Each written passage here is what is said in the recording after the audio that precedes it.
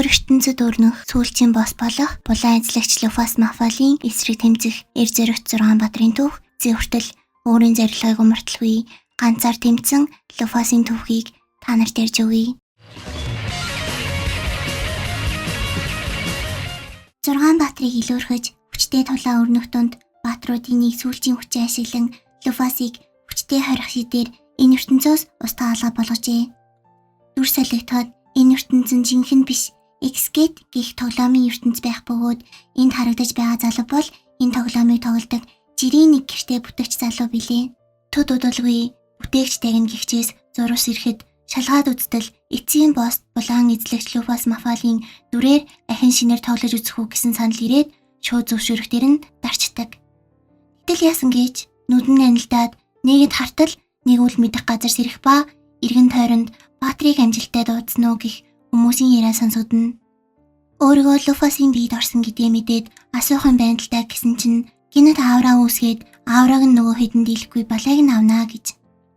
Дотроо мэн хүн бодохдоо зүгээр л юм асуусан чинь тэр шал өөрөөр хэлэдээд нөгөө хэдэ айлгаад сүрлээ анханасаа буруу юм ойлголцчиход боломж байвал ахаад уулзъя гэд дээшээгээ маш хурдан алга болоод уудам дэлхийгээр аялна. За тэгэхээр энэ хаанах вэ гэхлээр мизгаар зэх дэлхий бөгөөд илт болон шидийн том онлайн тоглоом энэ ертөнцийн чухал зүйлсийн нэг нь. Дата хулс хооронд буюу тоглогч хоорондоо тулдаж ялсан улс нь ялагдсан улсаа эзлэн авдаг. Өөр нэг чухал зүйл нь тоглоомын систем буюу тоглоомын үндсэн түүхийг хэлж байгаа юм. Люфас ниссээр өөрийн хуучин цайз болон тэнгэрийн цамхаг дээр ирнэ. Дотогш ороод эргэн тойрноо ажиглаад байж байтал урд нь нэг цэнхэр өнгийн үстэй эмэгтэй гарч ирснээ таныг 200 жилийн турш хүлээж байлаа гэдیں۔ Бүл бүтэ 200 жил штэ. Тэгсэн манай Люфас хэн блэ гэж авсан. Энэ цэнхэр үстэй нөхөр нь Люфасын зөвлөгч Дина.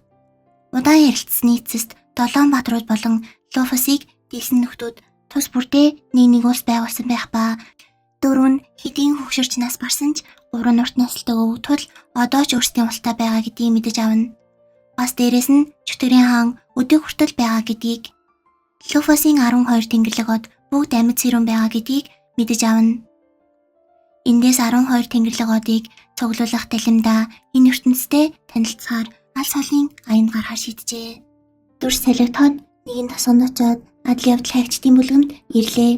Ирээд нэг хүсэлт авах ба тэр нь оркуудыг агнах хүсэлт байлаа. Тэрийг зөвшөөрөөд оркуудын байгаа газар ирээд хартал дотор нь эмэгтэйчүүдийг ашиглах гэж хорсон оркуудтай Люфас тулалдахад оркуудын дайралт түнд нөлөөсөнгүй. Харин Люфасын нүдэнд бүх зүйл 0.25-аар удаашруулсан маягтай харагдаж байдаг. Та нарт тулааныг нь сонирхуулъя.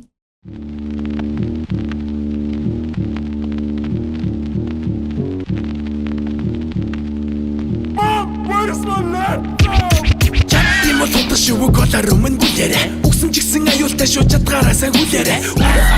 Би боласаси намайг яах гэж асаси. Би боласаси намайг гítэл гасах байсан. Би боласаси намайг яах гэж асаси. Би боласаси Ялж дуусчаад оркуудын цогцоор хоол хийж өгье гэж байна. Дотгошоогоо ортол эмэгтэйчүүд хоригдсан байхтай таарад бүгдийг судлаж өгөөд эхний үсэлтэд амжилттай дуусгажээ. Тосгонд буцах замдаа дараагийн зогсоол болох эсвэл гих ус руу явхаар болно. Тэгээд болоогүй өөрийн бүтээсэн хамгаалагч големиг нөгөө тосгондоо хамгаалуулахар үлдээжээ. Маргааш нь сүх тэргээр эсвэл усад иржээ. Энэ нь Долоон баатруудын нэг болон эльф мэргэн хаан болох Мигрэзийн улс юм. Эсвэл улс руу ороход нэвтрэх ирэх хэрэгтэй. Энэ нь бидний хар бол олон улсын пассворд гэсэн үг. Пассворд байхгүй гэдээ мэдснээ Мандина пассвортоо хурамчаар хийгээ бэлтчихэж энэ санаанч бүтэж амжилттайгаар нэвтэрч чадлаа. Эсвэл улс нь сургууль болон мэдлэг суурилсан ба шид болон маанагаар баялаг улс юм байна. Хотоор аялангаа явж байгаад номын сан орж 200 жилийн өмнөх түүхийг судалмаар байна гэд замд таарсан нэг ахаас асуудал өөдөөс нь та хоёр энэ улсад анх удаа ирж байгаа бидтэй. Номын сан зүүн бүсэд байгаа гэд барьцлын зааж өгдөг. Нөгөө ах өөрийгөө ганц хийлийн хамгаалагч мөн хөлсний зэрэг гэж танилцуулдаг. Тэгсэн Дина өөдөөс нь энэ улаан нөмрөхтэй сэжигтэй нэгэн бол гэж авд юм да. Тэгснээ нэрийг нь ухраагаад бүр Свалоу гэж авсан. Номын сан ороод өөрийн түүхийг судлах хавцтай өөрийнх нь түүх нэлээд алдартай. Дээрээс нь үйлсийн зөвтгсөн гэдгийг мэдээд бас гайхна.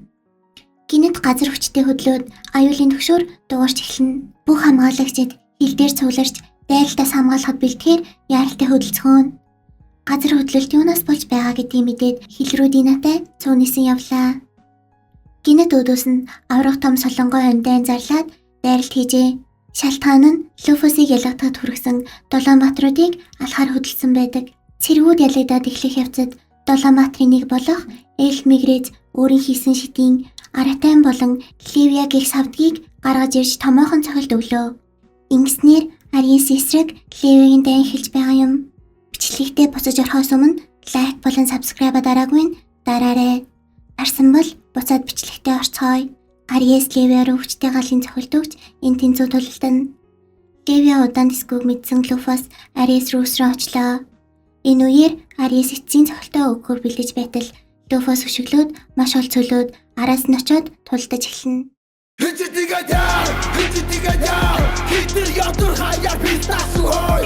Хитэр андуутай чихтэй би бүхний мэдвэ. Хитэр ядар хаяа пистас ой. Хитэр андуутай чихтэй би бүхний мэдвэ. Үүний эцэст Ариес түүнийг танин уйлаад хүн төрхөндөө орлоо. Ингээд 12 тэнгэрлэгийн нэг болон Ариес буцан нэгдлээ. 12 тэнгэрлэгийг цуглуулж буцаа нэгтэж чадах болов. Дараачихан сонирхолтой бичлэгийг цагаалдахгүй үзвэл хонхаасаад хүлээж байгаарай. Анти өөрийн сэтгэлийг үлдээхээ мартваа. Бүх комментиг уншиж байгаа шүү. Дараагийн бичлэгээр уулзлаа. Түр баяртай.